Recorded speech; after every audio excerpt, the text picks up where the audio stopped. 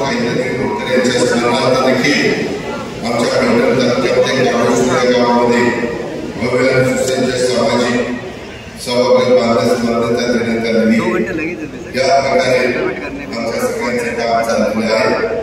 पुढे अशीच काम करण्याचा आमचा सगळ्यांचा बळ आहे। जनसन्मान यात्रेला उत्तर प्रतिसाद मिळतोय करता चांगली योजना आणतोय, मुलींच्या करता आणतोय, माझ्या शेतकऱ्यांच्या करता 3,000, 5,000, 7,500 वीज वापराचा निर्णय आम्ही घेतला। इतका चांगला निर्णय झाला। 14,900 कोटी रुपये राज्य सरकार दरवर्षी तुमचे महावितरण धरण पण त्या बाबतीमध्ये झालं।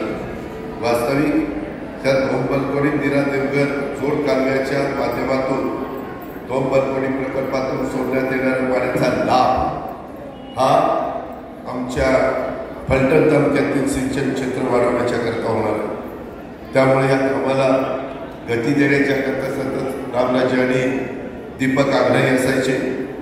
पुणे जिल्ह्यात भोर तालुक्यातल्या नीरा देवघर प्रकल्पाच्या उजव्या कालव्याची लांबी 158 किलोमीटर आहे। यातला खंडाळा तालुक्यामध्ये मागोशीपर्यंत